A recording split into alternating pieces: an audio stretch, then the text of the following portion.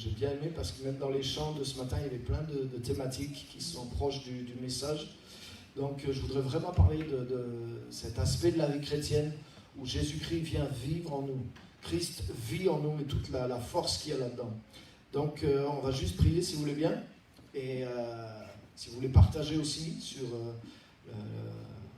Facebook, bienvenue à tous ceux qui sont là et ceux qui regarderont plus tard.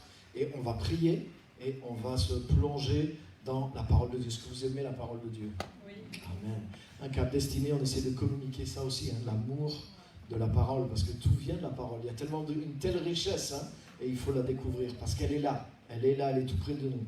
Merci Seigneur, merci pour ta parole, merci pour l'Église, merci pour le temps que nous avons ce matin pour venir dans ta présence, pour écouter ta voix, pour apprendre de ta parole. Et Seigneur, nous avons choisi la meilleure part qui ne nous sera pas enlevée. Seigneur, nous te rendons grâce pour l'Église, pour les progrès, la croissance, pour les nouveaux disciples, les nouveaux leaders qui se lèvent. Et Seigneur, on te bénit vraiment pour tout ce que tu es en train de faire. C'est ton œuvre et nous te rendons grâce parce qu'elle est belle, elle t'appartient et tu vas la parfaire et l'amener à achèvement pour ta gloire. Bénis ce moment avec ta parole, bénis nos cœurs, aide-nous à comprendre, recevoir et appliquer cette parole de tout notre cœur pour ta gloire au nom de Jésus.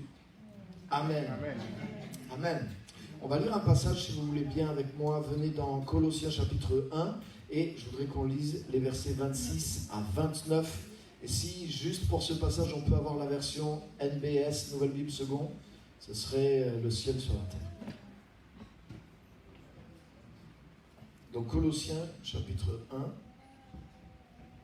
et verset 26.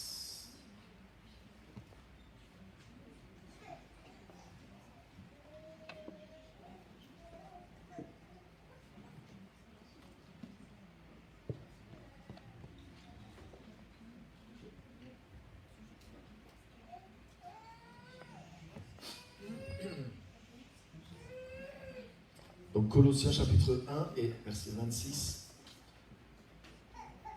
Ok, je vais vous le lire. Écoutez bien, cette traduction est pas mal. Il dit, ce mystère qui a été caché de tout temps et à toutes les générations, mais qui s'est maintenant manifesté à ses saints, à qui Dieu a voulu faire connaître quelle est, parmi les non-juifs, la glorieuse richesse de ce mystère, le Christ en vous, l'espérance de la gloire.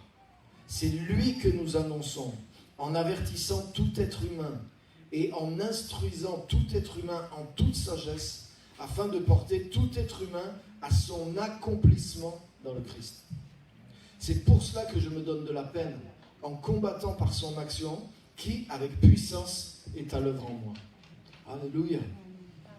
Paul a comme résumé un petit peu tout le travail qu'il faisait, tout le travail que fait le Saint-Esprit avec un chrétien dans l'Église. Qu'est-ce que Dieu cherche à faire de nous? Et dans ces quelques lignes-là, il a résumé.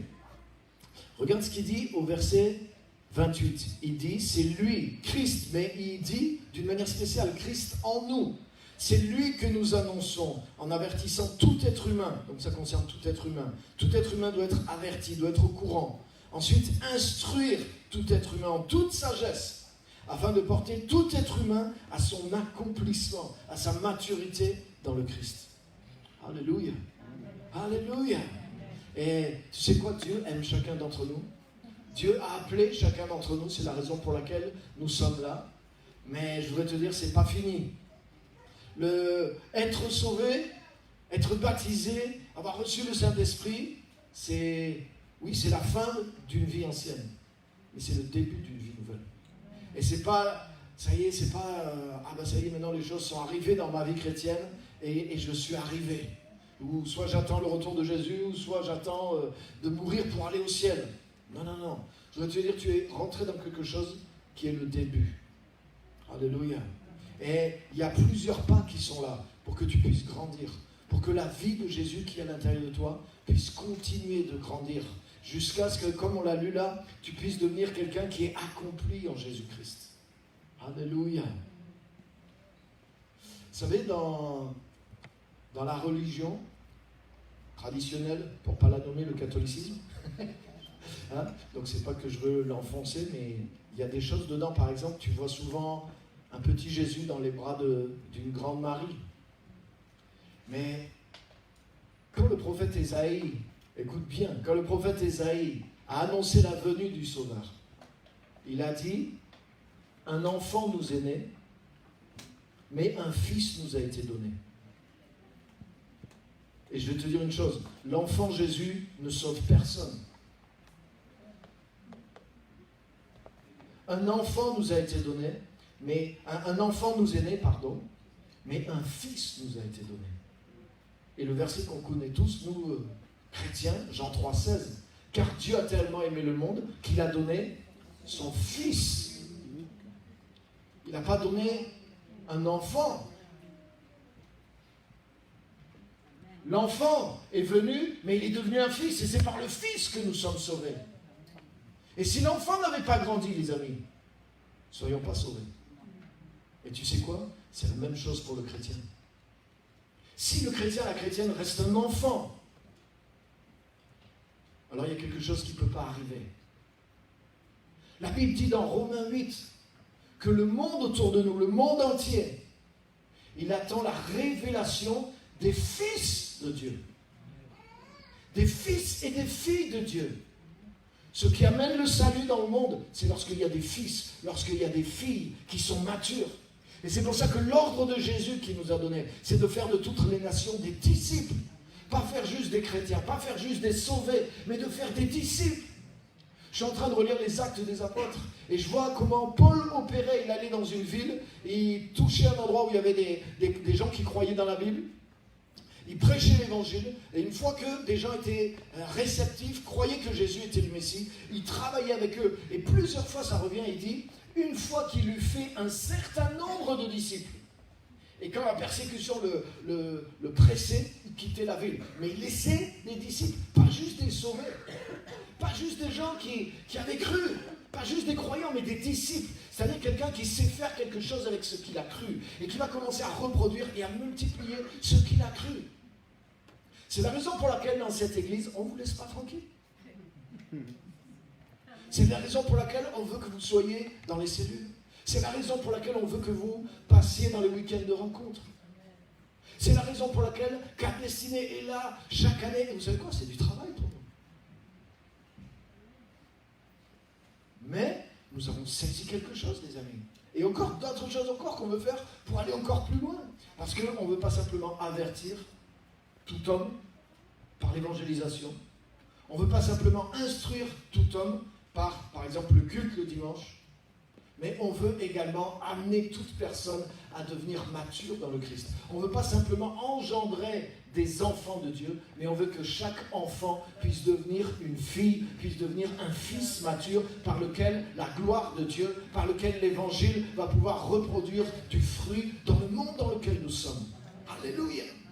Parce que vous savez, si les enfants de Dieu, et je fais exprès de rester sur, vous voyez la différence, si les enfants de Dieu restent à prier dans les églises pour que Dieu sauve le monde ne sera pas sauvé. Parce que Dieu a déjà fait sa part. Et c'est au travers de la croissance des enfants, en devenant des fils et des filles, qui vont faire maintenant leur part dans le monde, que Dieu va sauver le monde.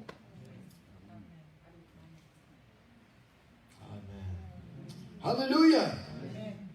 Donc notre raison d'être ici dans cette église, notre vraie raison d'être, les amis, c'est celle-là.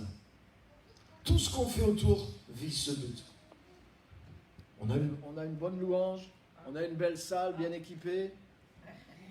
Alléluia. On est content de tout ce qu'on a, mais tout ce qu'on est en train de faire, les cellules, tout ce qu'on est en train de faire, converge dans ce but-là. Et notre but, c'est ça, c'est d'amener des personnes à découvrir Christ, devenir des enfants de Dieu dans lequel Jésus-Christ va vivre à l'intérieur. Mais notre but, c'est d'instruire et de développer la vie de Jésus-Christ dans chaque croyant pour qu'il devienne à son tour un adulte en Christ. Et la différence entre un adulte et un enfant, dans la vie naturelle comme dans la vie spirituelle, un enfant, il veut qu'on s'occupe de lui. Un enfant demande des soins. Plus un enfant est petit, plus il demande de soins, tu as remarqué? Et plus un enfant grandit quelque part, plus il devient autonome. Et le jour où il est un adulte, c'est lui qui redonne la vie. C'est lui qui crée sa propre cellule familiale. Donc c'est lui qui commence à prendre soin d'autres maintenant. Et c'est la vie normale. Et la vie spirituelle, c'est la même chose. Un chrétien, ce n'est pas les années de conversion qui font de toi un chrétien adulte.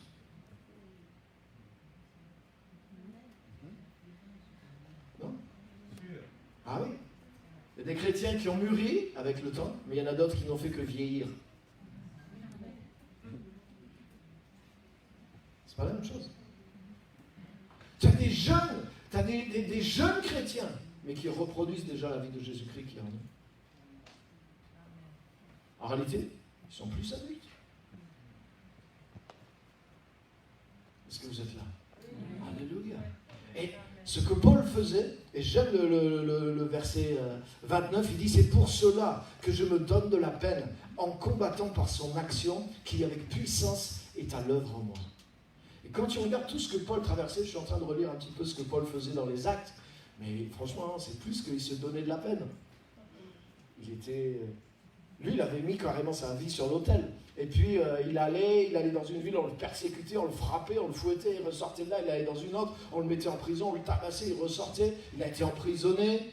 Le roi, à un moment, un roi vient pour lui parler, il le fait sortir de sa prison, il l'écoute, il s'intéresse. Puis quand il voit que ça commence à aller un petit peu loin, l'évangile, et que ça dérange, il le laisse dans sa prison, puis ça durait, il le laissait encore pendant 2 ans.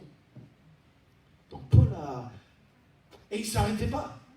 Et il dit, j'ai pu faire tout ça parce qu'il y avait une force de Dieu qui agissait à l'intérieur de moi, pour que je puisse produire ça, pour que je puisse avertir, instruire et faire développer le Christ qui est à l'intérieur de chaque croyant, jusqu'à ce que ces croyants deviennent non pas des enfants, mais des fils et des filles matures, des personnes accomplies en Christ. Alléluia. Et il y a cette force qui travaillait en lui.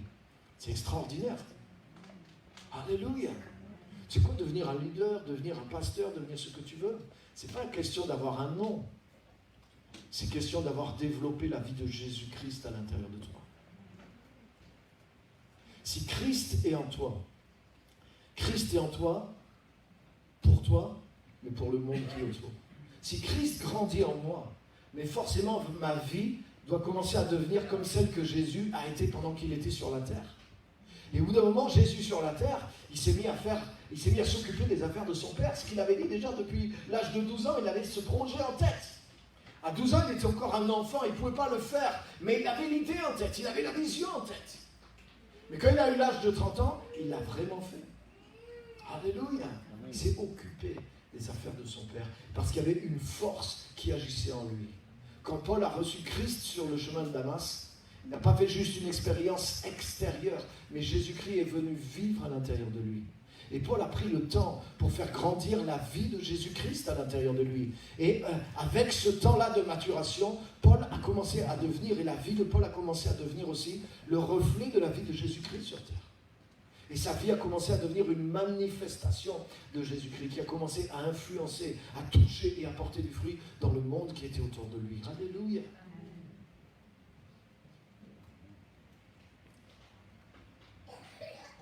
C'est pas... Vous savez, avant que Paul connaisse Christ, Paul avait le zèle de sa religion. Et il était capable de faire des efforts pour convaincre et pour endoctriner les autres dans sa religion.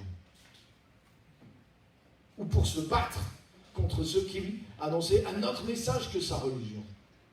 Mais quand il est devenu chrétien, c'est pas par ce même processus qu'il s'est mis à agir. C'est parce que Jésus-Christ a grandi en lui. Et il a dit, l'amour de Christ nous presse. Parce que je sais que si lui est mort, tout le monde est mort. Il a dit, c'est à cause de cette force qui agit en moi que je veux amener la même vie, à pénétrer dans les personnes, à grandir dans les personnes, à devenir mature dans chacune des personnes. Et je travaille à ça, je me donne de la peine pour ça. Et j'agis à cause de cette force qui agit à l'intérieur de moi. Tu vois ce que je veux dire? Ce n'était pas quelque chose d'extérieur. Il ne s'est pas dit, il faut que je fasse ça. Il n'était pas sous la contrainte externe de faire ça. Mais c'est la vie de Jésus-Christ en lui qui a grandi et qui l'a amené à avoir cette autorité et à se dépenser lui-même pour pouvoir faire ces choses-là. Alléluia. Et Dieu nous aime, les amis. Et Dieu veut vraiment nous aider. Jésus-Christ vit en nous. Jésus-Christ est venu vivre à l'intérieur de nous. Jésus-Christ veut travailler aussi au travers de nous. Alléluia. Amen. Et je comprends quelque chose de ça. Parce que quand je regarde ma propre vie, quand je regarde toutes les années qui ont passé, quand je regarde toutes les choses qu'on a pu confronter, et quand je vois aujourd'hui ce que j'ai envie de continuer de faire, je peux dire qu'il y a une force qui agit en moi. Ah oui, il y a une force qui agit en moi. Moi, avant, je n'étais pas motivé. Hein. Pour l'école, j'étais bon, et même en étant bon, même en ayant des bonnes notes sans rien faire, je n'étais pas motivé. Et j'ai laissé tomber. Travailler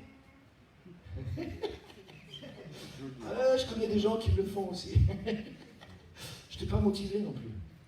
J'étais motivé pour mes trucs de jeunes, la musique, mes copains. Mais comment ça se fait que depuis 30 ans, là, que j'ai rencontré Christ, il y a une force qui me pousse à travailler, à ne pas compter mes peines, à aller de l'avant, à sacrifier, à faire ceci, à prendre des risques, à pousser, et pousser encore. Il y a une force, tu ne peux pas rencontrer réellement le Christ vivant et rester comme tu es. Cette force de Jésus-Christ, et c'est pour ça que la force de la vie chrétienne, c'est Christ à l'intérieur de toi. Christ n'est pas là pour être à l'extérieur de toi. Christ n'est pas juste l'enseignement chrétien. Christ n'est pas juste l'environnement chrétien. Christ n'est pas la culture d'église évangélique.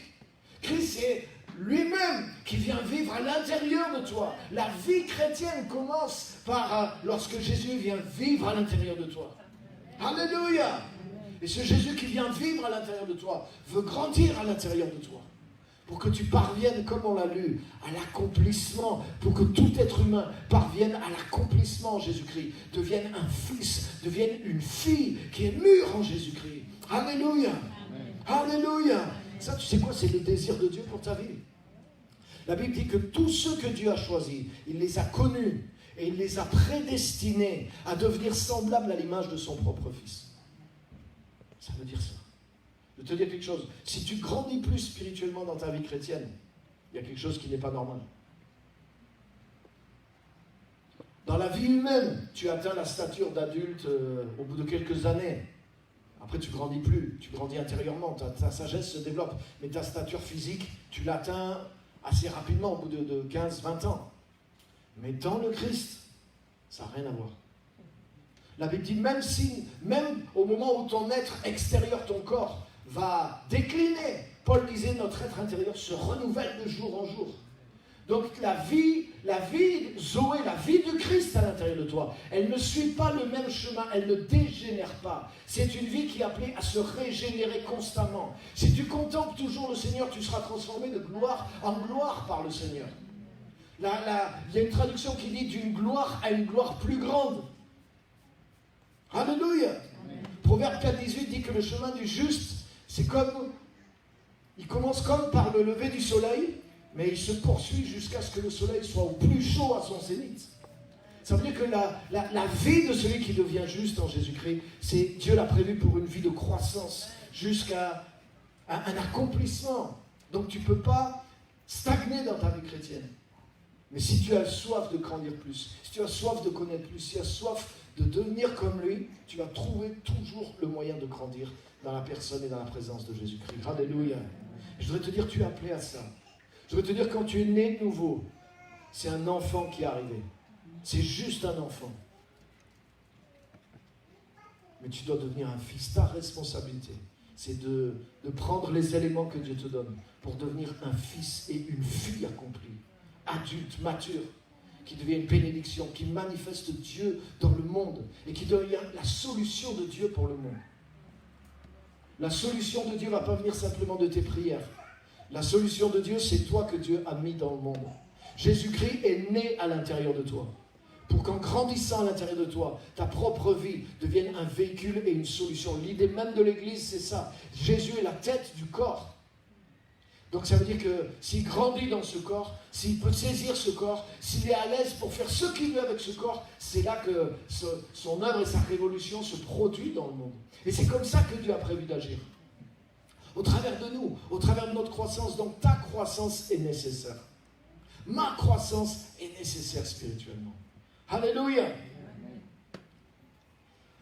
Je voudrais juste vous donner quelques outils. Jésus-Christ à l'intérieur de toi. Et je voudrais juste te donner quelques outils pour devenir ce fils et cette fille accomplie. La première des choses, dans ce qu'on a lu, on a lu le grand mystère de Dieu, verset 27, c'est que Christ est en nous. Amen. Ça, je pense que c'est posé. Et mon premier point, c'est que tu as tout en lui. Toujours dans Colossiens chapitre 2 et verset 3. Je n'ai pas besoin d'une version spéciale.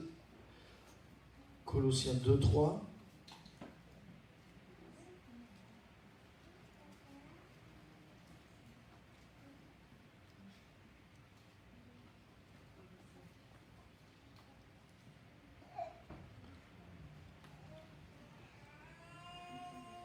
Alléluia.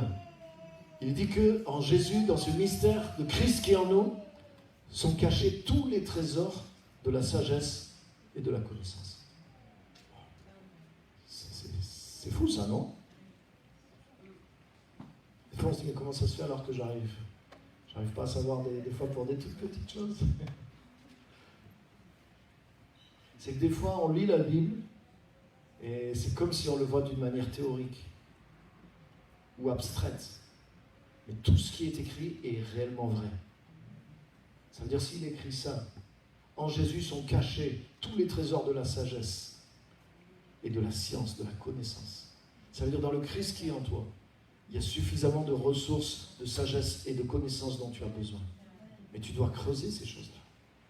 Elles ne sont pas ailleurs, elles ne sont pas à l'extérieur, mais elles sont avec le Christ qui est en toi. Donc la sagesse, ta première sagesse, c'est de continuer à découvrir le Christ qui est à l'intérieur de toi. Et c'est souvent ce qui se passe. Le chrétien dit, ça y est, j'ai reçu Jésus, je suis sauvé, je suis baptisé, je parle en langue, j'ai le Saint-Esprit, je vais à l'église, je suis fidèle. Bon, ben ça y est, je suis équipé, quoi. Et c'est pas faux. Je voudrais te dire, tu as reçu, mais tu dois découvrir ce que tu as reçu. En lui sont cachés tous les trésors de la sagesse et de la connaissance. Vous avez tout pleinement en lui, c'est écrit. Vous avez tout pleinement en lui. Tout ce dont tu as besoin est déjà en Jésus-Christ. Alléluia. Et tu sais quoi, ce qui se passe souvent, c'est que les chrétiens vont des fois chercher ailleurs. Au lieu de prendre le temps de creuser ce qu'ils ont reçu. Ils vont chercher ailleurs. Ou ils cherchent de nouvelles doctrines. Ils cherchent des nouveautés dans le monde chrétien. Au lieu de prendre la peine de creuser ce qui existe en Jésus-Christ. Tu dois creuser ce qui est en Jésus-Christ. Parce que la vie chrétienne, c'est pas juste le savoir, c'est grandir dans l'expérience. Pour passer d'enfant à fils, tu sais quoi, même si tu vas pas à l'école, même les endroits où tu vas pas à l'école, tu sais quoi, tu deviens adulte quand même. C'est vrai ou c'est pas vrai? Oui. C'est pas d'aller à l'école qui fait de toi un adulte. Hein. Tu as des gens super éduqués et ils ne sont pas très adultes dans leur manière d'être. Donc c'est la nourriture que tu manges.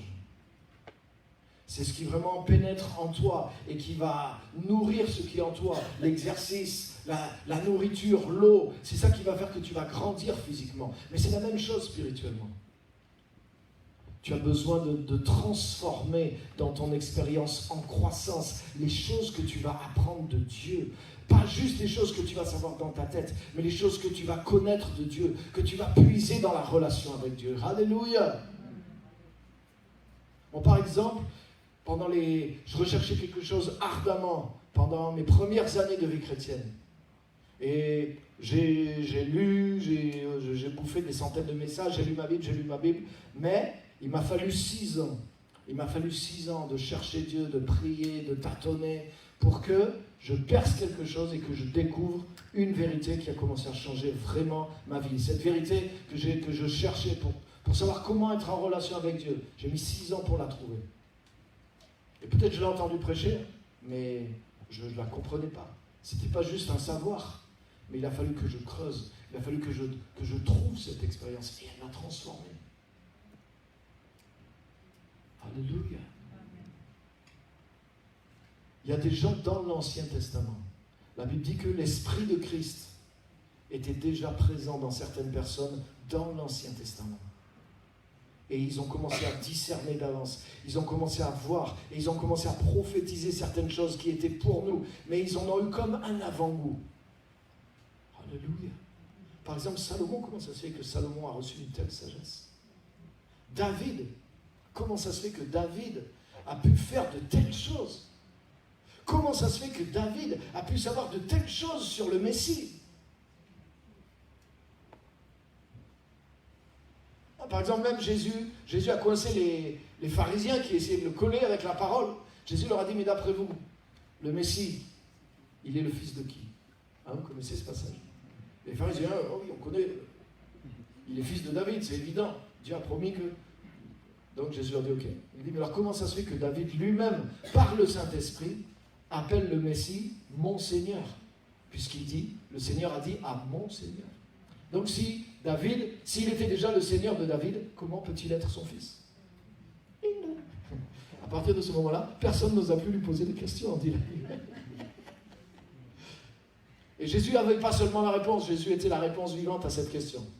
Et Jésus n'a pas pris la peine de donner la réponse. Parce qu'il y a des choses, si tu veux les savoir, tu dois les chercher. Alléluia. Des choses, si on veut les savoir, les amis, il faut les chercher.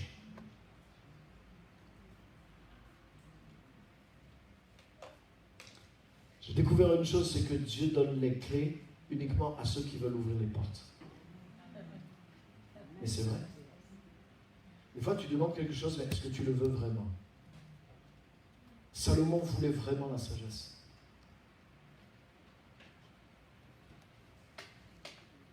Alléluia. En plus, il la voulait pour les meilleures raisons. Il s'est retrouvé roi, il était jeune. Il a dit, Seigneur, je veux la sagesse pour pouvoir guider ton peuple comme toi tu voudrais que ça soit fait. Il n'a pas dit, ouais, super, moi je veux que tu me protèges, je veux avoir toujours le pouvoir le plus longtemps possible, je veux pouvoir profiter de toutes les richesses du royaume et toucher un maximum de pognon pour moi et pour ma famille. Merci Seigneur, tu m'as béni, tu m'as mis en autorité. Non. Seigneur, tu m'as mis en autorité, mais je n'ai pas la capacité. Donc donne-moi la sagesse, c'est-à-dire donne-moi ta façon de voir et de penser pour pouvoir gérer ton peuple. Et tu sais, quand Salomon a fait cette demande et cette prière, il a fait la dédicace du temple, il a pris sur lui, on parlait de l'offrande tout à l'heure, mais il a pris des troupeaux entiers. Il a ruiné ses propres économies, quoi. Ils n'arrivent même plus, les sacrificateurs, tellement il y avait des bêtes offertes, il y en avait partout, quoi. Ils étaient débordés, quoi. Et il a offert ça non pas parce qu'il voulait quelque chose de Dieu, il a offert de tout son cœur à Dieu. Il aimait Dieu, il a comme, ça me fait penser à comme la femme qui a versé le parfum de grand prix sur Jésus. Ça veut dire que lui, il avait une estime pour Dieu, il avait une soif vraiment, il avait une compréhension de qui était Dieu, de la valeur de Christ même. Et Salomon a fait ça, c'est comme s'il a versé quelque chose de grand prix, parce qu'il avait conscience de la valeur de ce que Dieu était et faisait dans sa vie. Il avait conscience de la valeur de Christ en lui quelque part, même si c'était que prophétique ce qu'il recevait. Et quand il a fait ça, Dieu s'est révélé à lui dans la nuit. Et Dieu lui a parlé. Et Dieu lui a dit, je vais te donner une sagesse qui va dépasser tout ce qui a été vu même sur la terre. Alléluia. Mais si tu regardes aussi, petite parenthèse, à des fois dire, Dieu a donné la sagesse à Salomon, on fait une petite prière de 5 minutes, Seigneur, donne-moi la sagesse, mais il est dit que Salomon, il a écrit sur les plantes, il a écrit sur les oiseaux, il a écrit des poèmes, il a écrit des livres, il a écrit des proverbes qui parlaient sur tout. Autrement dit, c'est un homme qui s'est documenté. C'est pas juste Dieu qui lui a donné la sagesse et il savait tout sur tout, non. C'est un gars qui a passé de ses années, il avait sa librairie, il étudiait sur les sujets spirituels et il étudiait même sur d'autres sujets. Et Dieu lui a donné de la sagesse même pour comprendre comment Dieu avait organisé des choses dans la vie naturelle, etc., etc., etc. Alléluia. Donc oui, il avait une sagesse, mais il était appliqué aussi. Tu vois ce que je veux dire de son côté? Pour que ces choses se développent en lui. Et ce que je voudrais te dire, c'est que cette sagesse qu'a eu Salomon, cette sagesse qu'a eu David, cette vision qu'a eu Abraham, tout ça, c'était quelque chose que nous avons en Jésus-Christ. Jésus a dit, Abraham, votre père, il a vu mon jour et il s'est réjoui. Ces gens-là, ils captaient quelque chose qui est en Jésus-Christ. Tous les trésors de la sagesse et de la connaissance sont dans la personne de Jésus-Christ. Et nous avons accès à ces choses-là. La Bible dit que Jésus a été fait pour nous sagesse. L'apôtre Jacques dit, si quelqu'un d'entre vous manque de sagesse, qu'il demande à Dieu et elle lui sera donnée. Alléluia!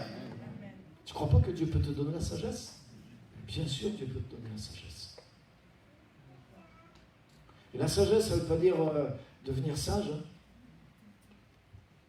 Ça peut dire, la sagesse, c'est devenir fou pour le monde. Mais oui. Pas devenir sage dans ce sens-là. Avoir la sagesse, ça veut dire voir une situation exactement comme Dieu la voit. C'est ça la sagesse. Par rapport, des fois, tu es dans des situations, tu ne sais pas qu'est-ce qu'il faut faire. Et c'est là que tu as besoin de sagesse. Tu dis, qu'est-ce que je dois faire? Qu'est-ce que je dois décider? Tu dis, oui, ça a l'air bien. D'après la Bible, même, hein, tu essaies de prendre la meilleure décision en tant que chrétien. Tu dis, ça a l'air bien, mais ça a l'air bien aussi. Parce que tu ne sais pas exactement qu'est-ce qui est en cours, des fois. Et c'est là que tu as besoin de sagesse. Mais prends le temps. J'ai remarqué une chose, hein, c'est que Dieu nous parle, mais Dieu nous parle quand il a décidé de nous parler. Et on doit se soumettre à ça. La foi t'oblige à te soumettre à ça. Des fois, en tant que chrétien, tu penses, ah ouais, Dieu parle plus aux autres qu'à moi, Seigneur, parle-moi. Donc des fois, tu t'imagines, tu es dans ton culte, moi je vous le dis parce que moi je l'ai fait plein de fois. Par exemple, tu pries, moi on m'a dit ça, tu pries, mais après que tu as prié, tu te tais et tu entends que Dieu te parle. J'ai fait ça des dizaines de fois, mais Dieu ne me parle pas comme ça. Dieu parle quand il a envie de me parler. Donc des fois, je demande quelque chose, et c'est... Par exemple, dans Jérémie, chapitre 42, prophète Jérémie, les exilés de Juda sont venus le voir, et ils lui ont dit, Jérémie, on a besoin d'une direction de Dieu. Et on te jure cette fois, parce qu'ils étaient tous des rebelles vraiment, mais là, la parole que tu nous diras, qu'elle soit bonne ou mauvaise, on t'obéira. Quelle que soit la direction que Dieu nous donne, on t'obéira. Mais qu'est-ce que Dieu veut qu'on fasse? Est-ce qu'on doit rester ici sous la captivité ou est-ce qu'on doit partir? Jérémie 42. Jérémie leur dit, ok, vous êtes sincères, vous obéirez? Ouais, on obéira à n'importe quelle parole que Dieu te donnera. Ok, je vais prier pour vous. Il prie pour vous, et tu sais qu'est-ce qu'il a dit? Il a dit qu'au bout de 10 jours, la parole de l'Éternel fut adressée à Jérémie. Et Dieu lui a donné la sagesse. Dieu lui a donné la réponse. Au bout de 10 jours. Jérémie. Donc si Jérémie, qui fait que ça, qui prie à fond pour avoir une parole de Dieu, il lui faut 10 jours pour l'avoir. Ah oui, il y en a qui vont dire, oui, c'est parce qu'il y a des bouchons dans les lieux célestes. Ok, tu peux spiritualiser tout ce que tu veux. Mais moi, en tout cas, ce que je sais de ma jeune expérience de quelques années, c'est que Dieu te répond quand il a envie. Mais tu dois exercer la foi. C'est-à-dire que si tu demandes de la sagesse, la Bible dit, Dieu va te la donner. Mais c'est peut-être pas dans la demi-heure qui suit. Mais ça ne veut pas dire que Dieu ne te répond pas. Ça ne veut pas dire que Dieu n'est pas avec toi. Ça ne veut pas dire qu'il ne va pas te répondre. Et trop souvent, le chrétien se décourage. Il dit, ah, j'ai prié, j'ai écouté. Dans 10 minutes, je dois partir au boulot en plus. Dieu ne m'a pas répondu. Puis, ah, mais moi, Dieu ne parle pas. Ou j'ai pas développé la bonne capacité d'écoute. Non, ne te décourage pas dans la foi. Dieu te parle, mais Dieu te parle en son temps. Et de la manière dont tu as besoin. Alléluia. Et au bout de 10 jours, la parole de l'Éternel a été donnée à Jérémie. Il est revenu voir le peuple et dit, voilà, Dieu vous dit de rester ici. Mais ils n'ont pas cru et ils n'ont pas obéi en plus. Malgré qu'ils avaient dit qu'ils obéiraient. Petite parenthèse. Mais ça a pris 10 jours. Mais Dieu va te répondre. Jacques est formel. Et c'est pour ça qu'il dit, mais qui demande avec foi, sans douter. Si tu recevais la réponse dans les 5 minutes, il y aurait pas de, ta foi ne serait pas mise à l'épreuve. Mais demande la sagesse à Dieu et ne doute pas. Moi, ça m'est arrivé de prier pour des situations. J'avais des fois des situations dans l'église, c'était difficile en tant que pasteur. Et je ne savais vraiment pas quoi faire. Et ça me prenait la tête, ça me prenait la tête, ça me prenait la tête, ça me prenait la tête. Je priais, pas de réponse. Bon, donc j'ai fait au mieux. Puis un jour, je vais dans une conférence, je ne pensais plus à ça. Puis d'un coup, le pasteur, il commence à parler. Et peut-être au moins pendant 15 minutes de son message, tout ce qu'il a dit, c'était vraiment des réponses prophétiques. Et j'ai vu la situation comme Dieu la voyait. Et tu sais quoi, c'était pas du tout comment moi je voyais les choses. Et la sagesse, c'est ça. C'est voir comment Dieu voit la situation. Parce que toi, des fois, tu prends la situation en main, tu veux faire bien. Là, en l'occurrence, je voulais tellement faire bien. Je voulais tellement aider quelqu'un, je voulais tellement être patient, je voulais tellement le bénir, je voulais tellement l'aider. Mais en fait, quand Dieu m'a montré la situation, il m'a dit, la personne est rebelle. La personne n'écoutera jamais ce que tu fais. Ce qu'il faut, c'est mettre cette personne dehors. Et moi, j'étais en train, au contraire, d'ouvrir ma porte. Je dis non, c'est que j'en ai pas fait assez pour elle. Donc, j'étais en train d'aller au contraire de ce que Dieu me demandait. Oh, j'avais pas du tout la sagesse. C'est pas que j'étais idiot, c'est pas que je voulais pas faire la volonté de Dieu. Au contraire, j'étais bien disposé, j'étais prêt à donner plus de moi-même, mais j'avais pas le discernement. C'est-à-dire, je voyais pas la situation comme Dieu la voyait. Et d'un coup, c'est évident, c'est venu sur moi et j'ai vu les choses comme Dieu les voyait. Dieu ne m'a pas donné des mots, mais j'ai compris la chose, j'ai eu la compréhension. En écoutant ses paroles, c'est comme si c'était clair. Je voyais, c'était comme ça, c'est comme ça, et il faut faire ça. Et ça m'a libéré. Alléluia. Si tu as besoin de sagesse, demande à Dieu et attends avec foi jusqu'à ce que cette compréhension, elle vienne. Et Dieu va te donner la sagesse. Alléluia. Parce qu'en Christ, tu as tous les trésors de la connaissance et de la sagesse. Ils sont là, ils sont à l'intérieur de toi. Ils sont à l'intérieur de moi parce que Christ est en nous. Alléluia. C'est pas extraordinaire ça? Amen. La deuxième chose, donc le premier point c'est tu as tout en lui. Tu as tout en lui. L'amour dont tu as besoin, il est en Dieu. Alléluia. La sagesse dont tu as besoin, elle est en Dieu. Et dans le Christ qui est en toi. Le niveau de sanctification dont tu as besoin, il est à l'intérieur de toi, dans le Christ qui est à l'intérieur de toi. Moi, excusez-moi, je me suis fait bananer par le message de la sainteté pendant des années. On m'a prêché, ah ouais, pour que tu puisses savoir ça, il faut que tu sois saint. Quelque chose de vrai là-dedans. Mais il y a une manière de prendre ce message aussi qui te ramène sous la loi. Et à cause de ça, j'ai tourné en rond. Et au bout d'un moment, je me suis rendu compte que c'est par la foi qu'on est sanctifié. Par la présence de Jésus-Christ à l'intérieur de nous. Et petit à petit, le Seigneur m'a donné la sagesse. Mais là aussi, si je n'avais pas continué de chercher, mais je me serais laissé coincer dans quelque chose qui est sans force. La sainteté véritable, c'est la présence de Dieu. Elle vient de Dieu. Elle t'est communiquée par la foi, dans l'œuvre de Jésus, etc., etc. Mais tu as tout pleinement en Jésus-Christ. La sainteté dont tu as besoin, elle est en Christ et Christ est en toi. L'amour dont tu as besoin est en Christ et Christ est en toi. La sagesse dont tu as besoin est en Christ et Christ est en toi. Vous avez tout pleinement en lui. Mais il faut maintenant, ce que tu as besoin, c'est d'apprendre à puiser dans cette ressource. Apprendre à utiliser cette ressource de Jésus-Christ qui est à l'intérieur de toi. Apprendre à utiliser la foi et à ne pas te décourager, même si tu n'as pas la réponse dans les 5 minutes, même si tu luttes encore avec le même problème pendant quelques temps. Ne te décourage pas parce que la solution, elle est à l'intérieur de toi. Ce que tu as besoin, c'est d'apprendre comment mettre en œuvre cette solution. Mais crois déjà dans ta victoire. La Bible dit par exemple que nous sommes plus que vainqueurs par celui qui nous a tant aimés. La Bible ne dit pas, nous serons plus que vainqueurs une fois que nous aurons surmonté tous les obstacles spirituels qui sont devant nous. Ça c'est une clé aussi. Tu dois croire la parole de Dieu avant même de voir tout s'accomplir dans ta vie.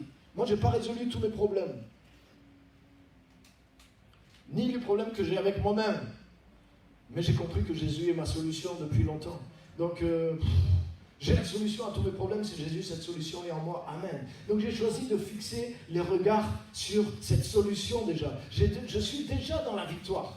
Je ne lutte pas pour avoir la victoire. Je suis dans la victoire et j'apprends à utiliser cette victoire pour finir de mettre au point certaines choses qui ne tournent pas tout à fait rond. Mais je suis dans la victoire déjà. Je suis déjà même plus que vainqueur par celui qui m'a tellement aimé en Jésus-Christ. Jésus a été ma solution, une solution finale, radicale. Il m'a détruit, il m'a exterminé, il m'a crucifié.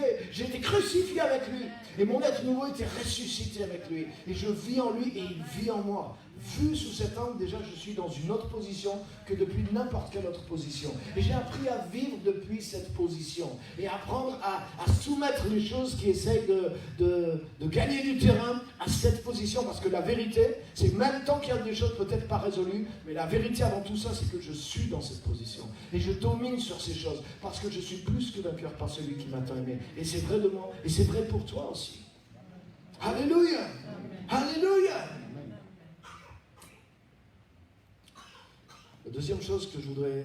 Mon deuxième point, c'est creuse là où est l'eau. Creuse là où est l'eau. Creuse là où est l'eau. Et on va lire Hébreux chapitre 13, verset 9.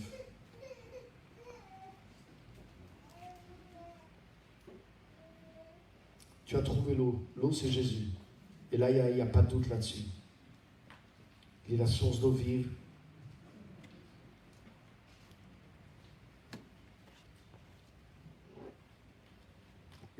chose que tu n'arrives pas à capter, mais dis-toi que tu es près de l'eau quand même. Donc creuse là où est l'eau. On ne va pas essayer de chercher autre chose, te dis pas, ah oui, mais j'ai peut-être besoin d'être délivré.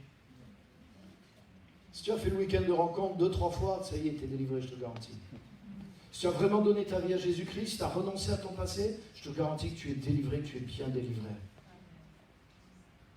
Si tu t'es séparé de la vaine manière de vivre héritée de tes pères et que tu as reçu une prière d'autorité pour ça, tu es délivré. Tu n'as pas besoin d'aller de délivrance en délivrance pendant 10 ans de ta vie. C'est faux. C'est des fausses doctrines, mes amis. Et ce qui se passe souvent, c'est que des chrétiens qui ont trouvé l'eau, au lieu de creuser pour trouver l'eau qui manque dans certains encore domaines, ils s'éloignent, ils vont essayer de trouver quelque chose pour répondre à les besoins à l'extérieur. Et c'est comme ça que certains se laissent entraîner par des choses qui sont fausses et qui mènent à rien. Parce que tu cherches, quelque part, tu cherches la facilité. Non, creuse là où tu as trouvé l'eau. Puisque tu as tout pleinement en Christ. Mais apprends, quelle est la richesse qui est en Christ. Quand tu vois Paul, quand Paul amenait des gens à Christ, tu regardes le début de Colossiens, tu regardes le début d'Éphésiens. Tu liras dans 1. Les chapitres 1 aux Colossiens, 1 aux Éphésiens, comment Paul priait pour les nouveaux convertis. Il leur dit, voilà, vous avez reçu Christ, vous avez reçu le Saint-Esprit. Maintenant, je prie pour que vos yeux s'ouvrent et que vous puissiez voir toute la richesse qui est en Jésus-Christ. Autrement dit, il ne prie pas pour que maintenant vous découvriez telle doctrine, telle doctrine, telle doctrine. Non, il dit, je prie pour que vous puissiez voir toute la richesse qu'il y a dans le Christ que vous avez reçu. Autrement dit, vous avez trouvé l'eau, et maintenant je veux que vos yeux s'ouvrent et que vous puissiez creuser là où il y a l'eau. Creusez là où il y a l'eau, parce que c'est là que vous allez trouver les réponses à vos besoins. Tout est en Jésus-Christ, les amis. Tout est en Jésus-Christ. Je voudrais penser tellement de choses. Ah oui, est-ce qu'un chrétien a le droit de... J'en sais rien, des trucs. Est-ce qu'une chrétienne a le droit de venir en pantalon au culte? Hein, tu l'as déjà vu? Est-ce qu'elle peut venir même en tramway aussi?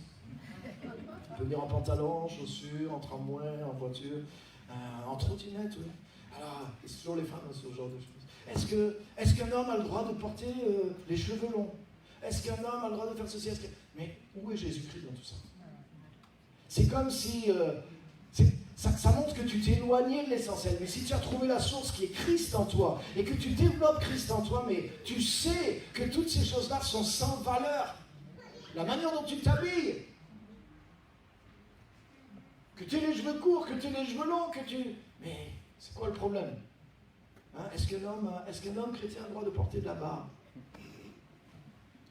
Est-ce qu'un homme chrétien doit se raser ou pas la barbe? Non, mais il y a des trucs comme ça. Des vanités. Parce que les gens se sont éloignés de l'essentiel. Normalement, ça m'intéresse même pas. Je n'ai même pas le temps de lire je ne vais même pas lire la fin quand je vois ce genre de truc, mais c'est une perte de temps totale. C'est pas l'évangile tout ça. L'évangile, c'est Jésus-Christ qui est allé en toi. Alléluia. Regardez Hébreux 13:9. Ne vous laissez pas entraîner par toutes sortes de doctrines étrangères. Il est bon en effet que le cœur soit affermi par la grâce et non par des aliments qui n'ont été d'aucun profit à ceux qui en ont fait une règle. C'est la grâce qui va affermir ton cœur. Et la grâce, c'est quoi? C'est ce que Jésus-Christ a accompli pour toi. C'est quand Jésus-Christ est mort à la croix, quand Jésus-Christ est ressuscité. Il a donné une grâce qui n'est pas simplement le fait d'être pardonné, mais c'est une capacité de Dieu. La grâce, c'est tout un pouvoir qui vient de Dieu. C'est tout quelque chose, toute une force que Dieu a mis à notre disposition pour devenir ses adultes dans la foi chrétienne, pour grandir, pour être attaché à Dieu, à l'essentiel. Alléluia. Tu sais que Dieu s'est fait homme quand il est venu sur terre. Et dans le ciel, ils n'ont pas mis 10 000 ans. Il n'y a pas un seul verset qui dit si Dieu vient sur terre, qu'est-ce que Dieu aura le droit de manger? Et si Dieu vient sur terre, comment il faudra qu'il s'habille? Tu sais comment Dieu est venu sur terre? Dieu portait une robe. Et c'est un homme. Jésus portait une robe. Donc tu veux être biblique? Alors viens à... C'est les hommes qui doivent porter des robes. Si tu veux être bête comme certains chrétiens veulent être bêtes.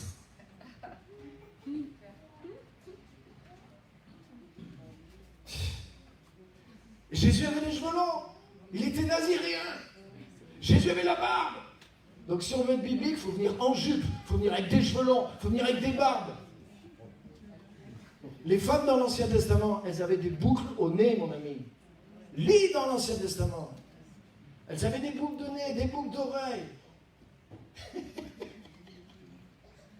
Tout ça, c'est la culture d'une époque et on est dans une autre époque avec une autre culture. Mais Christ, c'est Dieu qui est venu chair. Jésus est rentré dans une époque, dans une culture. Si Jésus venait aujourd'hui dans notre monde, il ne viendrait pas en jupe. Mais non. Si Jésus ne s'appuierait pas comme un oriental d'il y a 2000 ans, si Dieu avait choisi de se faire chair au 21e siècle. Non, mais des fois, je me dis, est-ce que les chrétiens réfléchissent, quoi, des fois? Est-ce que vous êtes avec moi? Oui. Vous me suivez ou pas? Oui. Par contre, Dieu est rentré dans l'humanité. Mais ce qui est important de Jésus, ce n'est pas de savoir... d'ailleurs, dans la Bible, c'est pas dit. Si, il y a juste à la fin de sa vie, ça dit... C'est pourquoi c'est dit qu'il avait une tunique d'une seule couture. Parce que justement, ils n'ont pas pu la déchirer. Mais c'est juste ça, pour qu'une prophétie soit accomplie. Mais ouais, c'était quoi ces chaussures? Quelle était la longueur de ses cheveux? Et les chrétiens, ils sauraient tout ça. Ils diraient, pour être chrétien, il faut appliquer le look Jésus. Mais être comme Jésus, quand la Bible nous dit d'être comme Jésus, c'est pas de savoir comment il était habillé, ni comment les femmes qui étaient ses disciples étaient habillées ou pas. C'est de savoir d'être comme lui, avoir l'amour qui était en lui, avoir la grâce qui était en lui. Et c'est pour ça qu'il est bon de s'attacher à la grâce et non à des choses extérieures qui ne servent à rien à ceux qui s'y attachent. Et c'est pour ça qu'il dit ne courez pas derrière des doctrines étrangères. Mais si tu as trouvé Christ, creuse là où est Christ. Si tu as trouvé l'eau, creuse là où est l'eau. Parce qu'en lui, il y a la sagesse, en lui, il y a la vraie connaissance, en lui, il y a une vraie réponse aux vrais besoins. Alléluia. Le monde n'a pas besoin qu'on leur change leur manière de s'habiller, les amis. Le monde n'a pas besoin d'enlever des piercings ou d'effacer des tatouages simplement. Il a besoin de beaucoup plus que ça. Il y a quelque chose qui est tatoué à l'intérieur d'eux. Et c'est ça qu'on a besoin d'enlever. C'est ça qu'on a besoin de changer. Alléluia. Amen. Ils ont besoin de Christ qui est en eux. Christ en toi, c'est l'espérance de la gloire. C'est pas revêtir l'extérieur de la piété. Revêtir l'extérieur de la piété, ça ne fait pas un converti, ça ne fait pas un né de nouveau, ça ne fait pas un disciple, ça ne fait pas un enfant qui deviendra un fils. Tu peux prendre quelqu'un dans la rue, tu peux le christianiser, tu peux le nettoyer, tu peux le passer au Karcher, tu peux l'habiller comme un chrétien, tu peux le mettre dans un environnement chrétien, lui mettre des mots chrétiens dans la bouche, mais ça ne fait pas de lui un enfant de Dieu, et ça ne fera pas un fils de Dieu qui changera le monde. Tant que Christ n'est pas en lui, tant que Christ ne grandit pas en lui, et tant que Christ ne passe pas à travers de lui pour toucher le monde qui est à l'extérieur de lui. Alléluia. Ah, ça fait du bien de le dire quand même. Alléluia. Regarde juste 2 versets avant, je voudrais juste vous montrer quelque chose. Chapitre 13, verset 7, on a lu le verset 9. Il est bon que le cœur soit affermi par la grâce et non par des aliments qui n'ont servi de rien. Pas se laisser entraîner par des doctrines étrangères. Sois affermi par la grâce qui est en Jésus-Christ. Paul disait à Timothée, fortifie-toi dans la grâce qui est en Jésus-Christ. Autrement dit, ce n'est pas la nouveauté du message, mais c'est la puissance qui existe dans le Christ qui est en toi. La grâce qui existe. Alléluia.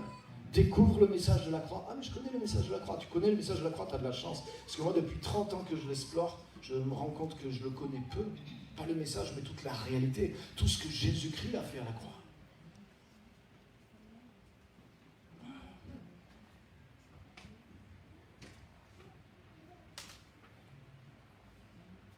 Vous savez, depuis quelques dizaines d'années que l'homme s'est développé sur le plan scientifique. Il découvre la richesse du monde dans lequel Dieu l'a mis. Mais tu sais quoi, il ne s'est pas dit, ah ben maintenant on en sait tellement, on va changer de monde. En fait, plus il découvre,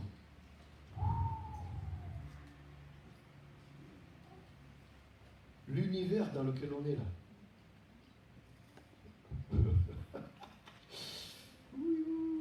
Il y a quelques années, l'homme est allé sur la Lune. Peut-être il se dit, ouais, une fois, un jour, on aura fait le tour de tout. On va créer nous-mêmes un univers parallèle pour pouvoir aller dedans. Mais là, en découvrant la grandeur de ce que Dieu a fait, on est complètement et plus que dépassé. Quoi. Donc il n'y a pas besoin d'aller inventer autre chose. C'est découvrir la richesse de tout ce qui est là. Mais c'est la même chose dans la vie chrétienne. C'est pas d'aller courir pour aller trouver autre chose parce que tu dis, ah ça y est, maintenant je connais ça, je connais le point A, B, C, D. Tu as entendu A, B, C, D. Mais découvre la richesse qu'il y a dedans. sais où est l'eau? Creuse là où est l'eau. C'est ça que tu dois faire. Tu dois creuser là où est l'eau. Alléluia. Regarde au verset 7. Souvenez-vous de vos conducteurs qui vous ont annoncé la parole de Dieu. Considérez quel est le bilan de leur vie et imitez leur foi. Jésus-Christ est le même hier, aujourd'hui et pour toujours. Point. Et il dit après, ne vous laissez pas entraîner par des doctrines étrangères. Ça veut dire qu'il y a tout en Jésus-Christ. Jésus-Christ est le même hier, aujourd'hui et pour toujours. Ce que tu as besoin, c'est de plus de ce Christ qui est en toi. Ce que j'ai besoin, c'est de pouvoir m'approprier plus les ressources de ce Christ qui est en moi. Mais je n'ai pas besoin d'aller courir derrière toutes sortes d'autres choses ou de choses nouvelles. J'ai déjà reçu Christ. Et maintenant, je dois découvrir les richesses de ce Christ qui est en moi. Je dois creuser là où est l'eau.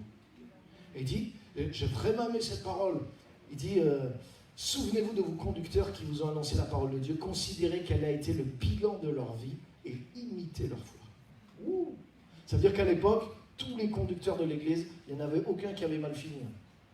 Comme tu vois aujourd'hui, au bout de 30 ans, tel pasteur ou tel prêtre, il y en a 15 qui portent plainte contre viol, extorsion de fonds, de choses comme ça. C'est la honte. Mais à l'époque de l'église primitive, non.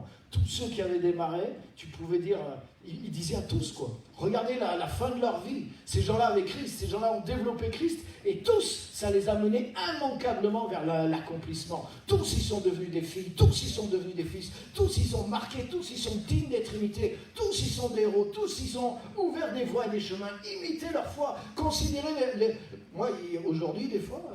Si tu appliques le même verset aujourd'hui, considérez quelle est la fin de la vie de tous ceux qui ont porté le nom de pasteur, je n'ai pas envie d'imiter la vie de certains, je te garantis. Donc j'ai fait une sélection, il y en a certains, je regarde leur bilan, je dis ouais, ça c'est un bilan positif, mais il y en a, ils ont un bilan négatif, quoi. Et je veux imiter leur foi. Alléluia. Pourquoi? Parce que Jésus-Christ est le même hier, aujourd'hui, éternellement. Ça veut dire qu'ils sont restés attachés à la personne, ils sont restés à développer ce Christ qui est en eux, et immanquablement, infailliblement, ça les a amenés vers cette vie d'accomplissement. Alléluia. Alléluia. Donc creuse là où il y a l'eau. Amen. Amen. La dernière chose, je voudrais te dire que tu as plusieurs ressources. Je ne vais pas le développer, mais je vais juste vous laisser parce que c'est l'heure. La première chose, c'est que tu as les Écritures. Dans Luc 24, versets 25 à 31, vous lirez ça chez vous, Jésus a expliqué dans toutes les Écritures ce qui le concernait. Tout ce qui est écrit de Jésus dans l'Ancien Testament, il y a beaucoup de gens qui lisaient l'Ancien Testament qui ne l'ont pas vu, ils ne l'ont pas compris. Et c'est en Christ, dit Paul, que le voile s'ouvre. Donc ça n'a pas été écrit dans l'Ancien Testament juste pour les gens de cette époque, puisque beaucoup n'étaient pas capables de le voir. Ça veut dire que ça a été écrit pour toi et pour moi. Ça veut dire que même dans ce qui est comme un peu dissimulé de Jésus dans l'Ancien Testament, ça a une utilité d'édification pour toi, pour te révéler des choses sur le Christ. Il y a des choses que tu comprends en mots directs, mais il y a des choses que tu vas les comprendre en images. Et quand tu vas découvrir que ça c'est Jésus, ça représente un aspect de l'œuvre de Jésus dans l'Ancien Testament, ça va t'édifier. Ça va ouvrir quelque chose en toi, parce que ça va t'aider à creuser plus, là où il y a de l'eau. Alléluia. Alléluia. Et tu sais, quand Jésus a expliqué dans toutes les Écritures à ces deux gars ce qui le concernait, au bout d'un moment, leurs yeux se sont ouverts et ils ont vu que c'était Jésus qui était avec eux. Beaucoup de chrétiens, ils ne voient pas que Jésus est avec eux. Parce qu'ils ne voient pas et ils ne cherchent pas Jésus qui est là dans les Écritures. Si tu trouves Jésus dans les Écritures, tu vas le trouver dans ta vie aussi. Donc, utilise les Écritures. C'est un outil pour creuser là où il y a l'eau. Et la dernière chose, c'est Actes chapitre 2, verset 42. Il est dit des premiers disciples qui persévéraient dans l'enseignement des apôtres, dans les groupes de maison, dans les cellules, dans les prières. Et ils étaient associés ensemble à la vie de l'Église, au but de l'Église. Et ils marchaient ensemble d'un même cœur. Et ça, c'est une ressource que Dieu a mis à tes côtés. Il n'y a aucun chrétien solitaire qui réussit, ça n'existe pas. L'Église est un corps. De la même façon, je n'ai jamais vu un foie ou un estomac se promener en pleine forme et me dire « Sale mec, j'ai réussi ma vie ». Mais c'est la même chose. Le chrétien qui te dit « Non, moi je suis chez moi et je vais bien », mais c'est comme si tu avais un estomac qui se promenait dehors et qui te disait « Non, ça ne sert à rien d'être dans un corps, les gars. Regardez, moi je suis à l'air, j'ai moins chaud. » Non, tu es membre du corps de Christ. Donc tu fais partie d'un ensemble. Et tu as besoin de l'ensemble, et l'ensemble a besoin de toi. Tu reçois de la vie et tu apportes de la vie. Et l'Église, c'est basé sur ça. C'est un corps qui vit ensemble. Et dans Acte 2,42, ça dit qu'ils persévéraient ensemble. Donc ça veut dire que ce n'était pas facile. C'était pas, d'un coup le dimanche matin, ils étaient transportés ensemble dans la salle de culte. Non, tu sais quoi, il fallait qu'ils se lèvent aussi. Il y avait des jours où il faisait chaud aussi. Et les plus courageux sont là ce matin. Alléluia. Donc ils persévéraient dans les cellules, dans les groupes de maison. Pourquoi notre Église, elle fonctionne avec des groupes de maison? Pourquoi elle fonctionne avec des formations? Pourquoi elle fonctionne avec toutes ces choses-là? Pour que le Christ se développe à l'intérieur de toi. Et que tu deviennes ce fils, cette fille mature. Donc tu as besoin de te joindre à ça. Tous les chrétiens devraient être dans une cellule. Tout chrétien devrait non seulement avoir fait Cap Destinée, mais tout chrétien devrait agir avec ce qu'il a appris à Cap Destinée. Pour moi, c'est la base d'être un vrai disciple de Jésus. Et il y a d'autres choses en plus. Hein. C'est pas fini. Ça ne s'arrête pas là. Mais je dirais, c'est l'ABC de la vie du chrétien. Alléluia. Donc je vous encourage réellement à chercher là où est l'eau, parce que Christ, l'espérance de la gloire, est en vous, et que vous comme moi, nous sommes appelés à de grandes choses par le Christ qui vit en nous. Amen. Amen. On va se lever, on va terminer par la prière. Voilà, merci.